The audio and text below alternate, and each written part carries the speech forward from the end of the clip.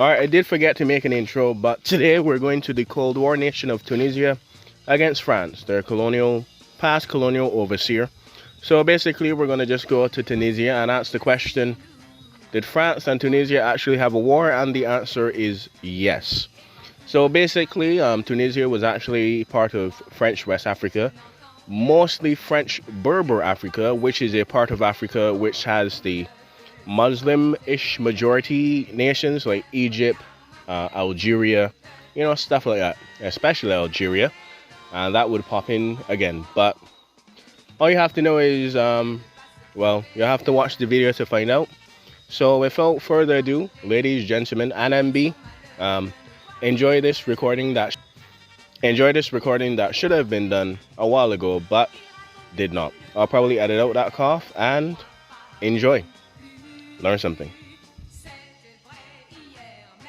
So after Tunisia gained independence from France in 1956, France remained in control of the city and its naval base, a strategic port on the Mediterranean, which played an important part in defense operations during the Algerian War, or the Algerian War for Independence of 1954 to 1962.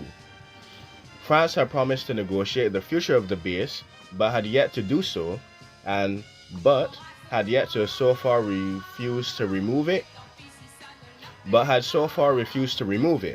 Tunisia was further infuriated upon learning that France actually planned to expand the air base into even a naval base.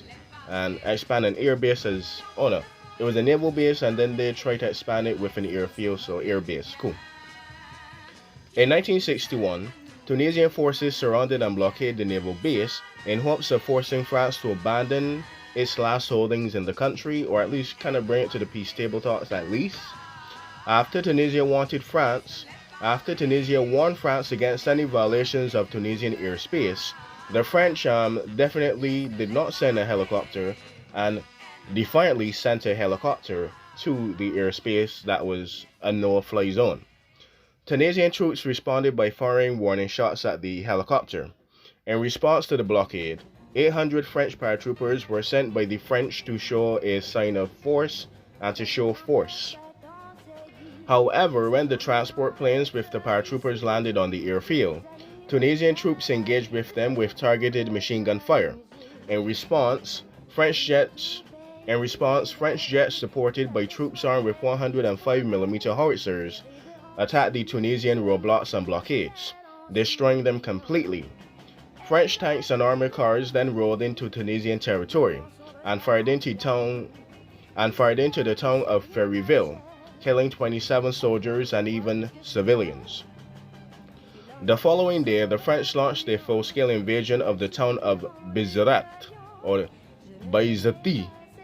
The Tunisians, which had few artillery posts, were pretty much destroyed by the rocket fire by the French planes.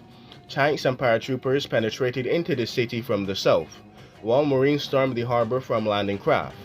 3 French cruisers were posted and positioned offshore. Tunisian troops, paramilitaries, and even hastily organized civilian volunteers engaged the French in heavy street fighting, door-to-door fighting, but were forced back by vastly superior French forces.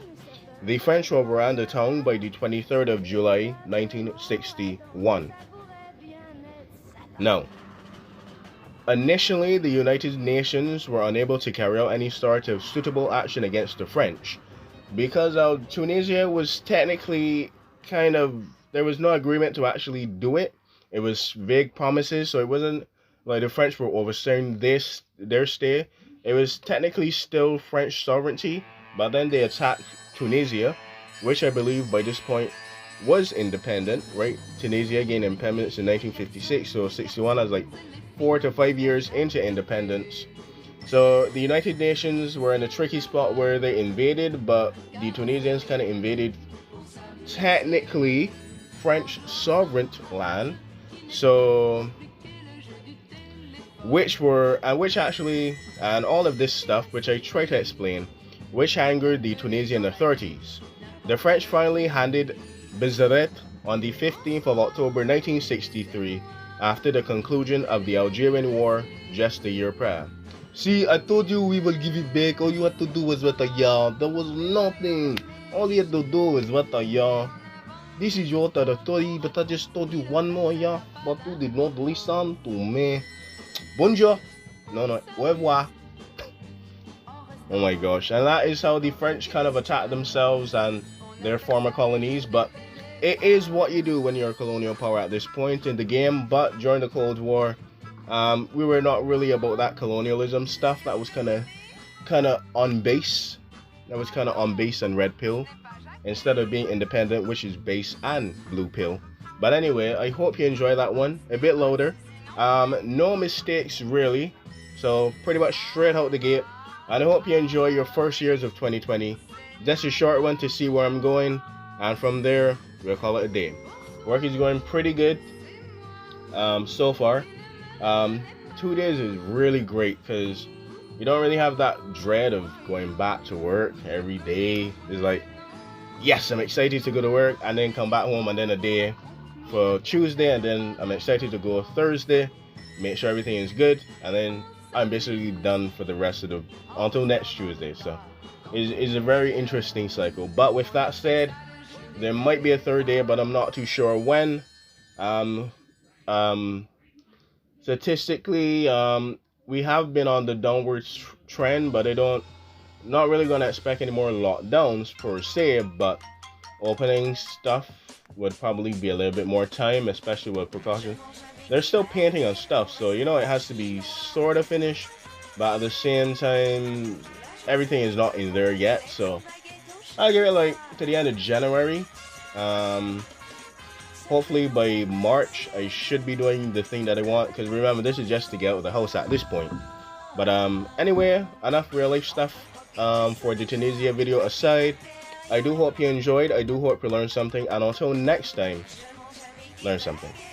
Ladies, gentlemen, and MB, learn something, of course. And I think that's me. Yeah, hopefully it's a bit louder, hopefully it's a bit clearer. Did kind of rush it a bit, but until next time, learn something and enjoy. Mais tu seras bien exercé.